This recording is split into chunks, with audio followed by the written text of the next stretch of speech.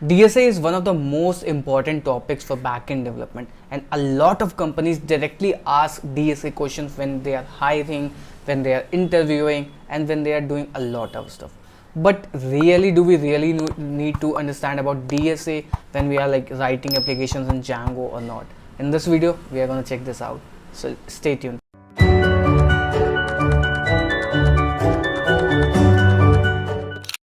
Hi, my name is Abhijit and I'm a software engineer, and in this particular video we will be saying that how much DSA you should need to know to start with Django.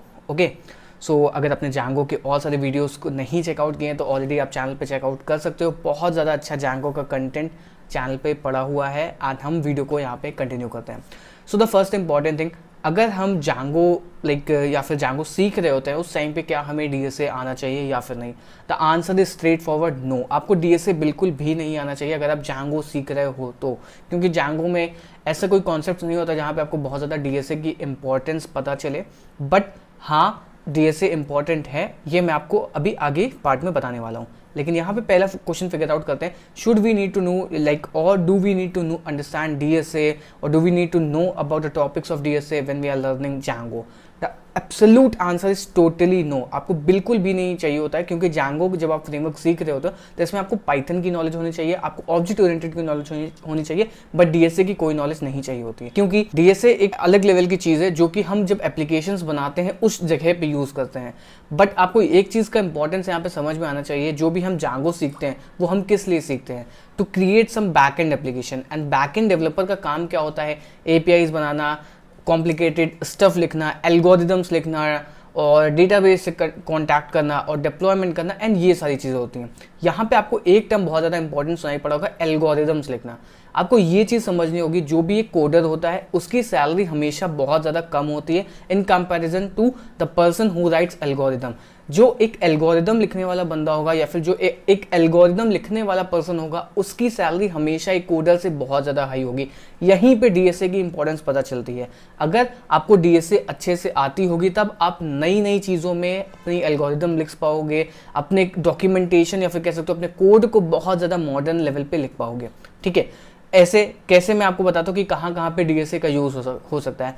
Let suppose मैं कोई एक application बना रहा हूँ जहाँ पे Swiggy का clone बना रहा हूँ, जहाँ पे मुझे पास के रेस्टोरेंट्स को फेच करके लेकर के आना है, एंड कोई ऐसी एल्गोरिथम लिखनी है जो कि सबसे ज़्यादा रेटिंग के हिसाब से या फिर कह सकते हो उनके फूड के हिसाब से या फिर recommendation engine kind of thing है जहाँ पे ये सारी चीज़ें करनी हो। तो यहाँ पे आपको एक ऐसी एल्गोरिदम लिखनी पड़ेगी जो कि इन सारी चीज़ों को एनालाइज करके, अंडरस्टैंड करके एक ऐसा आपको डेटा सेट रिटर्न करे जो कि आप यूज़र को शो करवा सकते हो। सो लेट सपोज एक रेस्टोरेंट A है, उसकी रेटिंग है 3, एंड एक रेस्टोरेंट है B और उसकी रेटिंग है 5, एंड दोनों में किलोमीटर्स का थोड़ा डिफरेंस है। लेट सपोज जो B रेस्टोरेंट है वो 10 किलोमीटर दूर है एंड जो A रेस्टोरेंट है वो हमारा 1 किलोमीटर दूर है। तो डेफिनेटली आप 1 किलोमीटर वाली चीज़ को दिखाओगे यूज़र को ताकि वो जल्दी खाना ऑर्डर कर पाए, एंड ऐसे ही आपका रिडंडेंट या फिर कह सकते हो रिपीटिव ऑर्डर प्लेस हो। तो वहाँ पे आपको DSA की इंपॉर्टेंस पता चलती है, क्योंकि जब आप एल्गोरिदम्स लिखते हो, एंड ऐसे बहुत सारे n नंबर ऑफ एग्जांपल्स हैं जहाँ पे आप DSA की इंपॉर्टेंस आपको पता चलेगी। लेट सपोज हम Django चैनल्स में या फिर कह सकते हो सैलरी लिखते हैं, सैलरी में एक क्यू होता है, क्यू इंटरनली कैसे काम करता है ये आपको तब समझ में आएगा जब आपको DSA आपने पढ़ के रखा होगा, DSA के अंदर क्यू का टॉपिक कवर अप करके रखा होगा, उससे रिलेटेड क्वेश्चंस को सॉल्व करके रखा होगा, तब आपको ये सारी चीज़ें समझ में आने वाली है। सो DSA इंपॉर्टेंट है, एंड DSA से एक चीज़ आपको बहुत ज़्यादा अच्छे से निकल करके आती है, that is about reading documentation. क्योंकि जो भी नए डेवलपर होते हैं उनको डॉक्यूमेंटेशन से कोड समझने में बहुत ज़्यादा प्रॉब्लम होती है, उन्हें बहुत आसानी से चीज़ें नहीं समझ में आती है।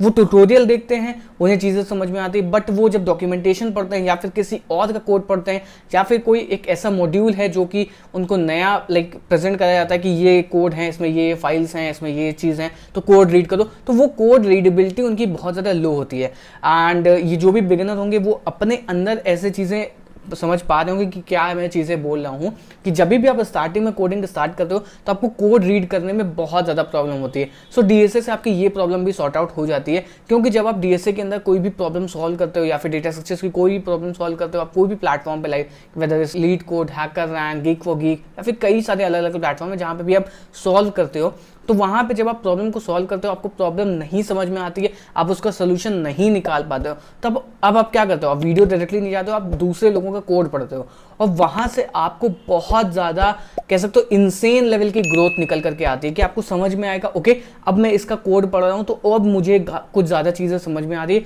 एंड वही चीज़ जब आपको कोड पढ़ना जब समझ में आ जाएगा, तब आप जब किसी भी डॉक्यूमेंटेशन पर जाओगे तो वहाँ से कुछ भी इंफॉर्मेशन एक्सट्रैक्ट करके अपने अंदर से कोई नई चीज़ बना पाओगे। एंड यहाँ पे भी डीएसए की बहुत ज़्यादा इंपॉर्टेंस क्रिएट होती है। एंड उसके बाद जब आप एल्गोरिदम्स लिखते हो या फिर आप कोई भी कॉम्प्लिकेटेड एप्लीकेशन बनाते हो तो वहाँ पे आपको मॉड या फिर ऑप्टिमाइज वे में चीज़ें करनी होती है, वहाँ पे भी आपको डीएसए की इंपॉर्टेंस समझ में आती है। सो डीएसए एक इंपॉर्टेंट फैक्टर है। एंड जैंगो सीखने के लिए आपको डीएसए बिल्कुल भी नहीं आनी चाहिए, आपको कोई भी डीएसए का डी भी नहीं पता होगा तब भी आप जैंगो सीख जाओगे।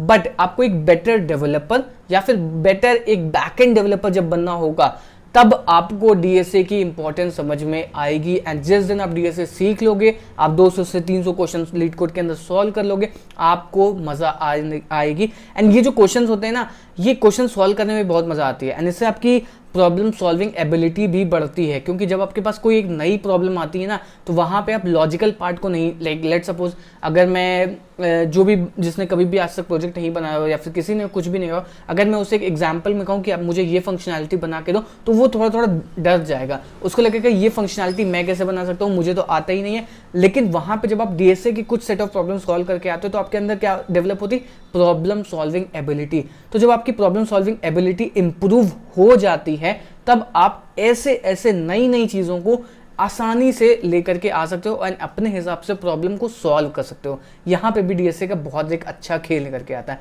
तो 3-4 पॉइंट्स है जहाँ पे डीएसए आपकी हेल्प आउट करने वाली है। सब नंबर 1 सैलरी, क्योंकि एक कोडर और एक एल्गोरिदम लिखने वाले की, एक प्रॉब्लम सॉल्वर की सैलरी हमेशा ज़्यादा ही होती है। सेकेंड चीज़, आप जब डॉक्यूमेंटेशन लर्न करोगे, रीड करोगे, तब आपको बहुत ज़्यादा अच्छे लेवल पे चीज़ें समझ में आएंगी। थर्ड चीज़, डीएसए करने से आपकी कोडिंग स्किल बहुत ज़्यादा अच्छी हो जाती है, आपको चीज़ें समझ में, आपको for loop, if else condition and functions कैसे लिखते हैं, क्लासेस कैसे लिखते हैं, ये सारी चीज़ें बहुत इंसेन लेवल पे इंप्रूव होती हैं। फोर्थ थिंग, आपकी रीडिंग कैपेबिलिटी इंप्रूव हो जाती है। जब आप किसी और का कोड पढ़ते हो या फिर कोई डॉक्यूमेंटेशन से कोड पढ़ते हो तब आपको बहुत ज़्यादा अच्छा लगता है। एंड नेक्स्ट चीज़ जो है वो आपकी प्रॉब्लम सॉल्विंग एबिलिटी इंप्रूव होती है, जो कि आपको हेल्प आउट करती है, आपके फ्यूचर में आपको ग्रो करने में हेल्प आउट करती है। एंड ऐसी और सारे टिप्स के लिए आप चैनल को सब्सक्राइब कर सकते हो। एंड वीडियो को एंड करने से पहले मैं आपको एक चीज़ और बताना चाहता हूँ कि अगर आपको न्यूटन स्कूल के अंदर आपको एक फुल स्टैक डेवलपर बनना है तो आप न्यूटन स्कूल ज्वाइन कर सकते हो।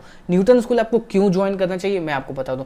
अगर आप एक सॉफ्टवेयर डेवलपर बनना चाहते हो, अगर आपको एक फुल स्टैक डेवलपर बनना चाहते हो एंड आपके पास कोई भी अमाउंट अभी नहीं है, आप चाहते हो कि जब मेरी सैलरी लग जाएगी या फिर मेरी जब फर्स्ट सैलरी आएगी उसमें से मैं कुछ डिडक्ट करवाऊंगा, इस तरीके का न्यूटन स्कूल का कुछ पैटर्न है।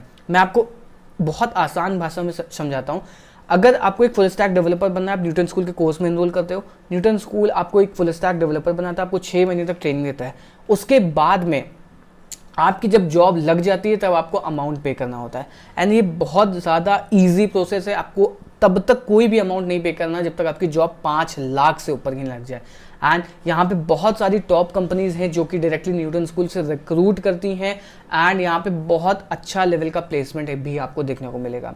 एंड इसी के साथ मैं वीडियो को करता हूँ एंड अगर आपको ये वीडियो पसंद आया हो तो प्लीज़ आप चैनल को शेयर कर सकते हो, इस वीडियो को लाइक कर सकते हो एंड सब्सक्राइब भी कर सकते हो। एंड अगर आप ऑलरेडी एक सब्सक्राइबर हो तो डेफिनेटली आप वीडियो को शेयर कर सकते हो अपने और फ्रेंड्स के साथ कि उन्हें डीएसए क्यों सीखनी चाहिए एंड डीएसए से क्या उनके अंदर इंप्रूवमेंट होगी। और एक चीज़ मैं और आपको बताना चाहता हूँ, जब भी आप डीएसए सॉल्व करो तो आप अकेले मत सॉल्व करो, आप किसी लाइक ग्रुप ऑफ पीपल के साथ सॉल्व करो, 2 से 3 लोगों के साथ सॉल्व करो।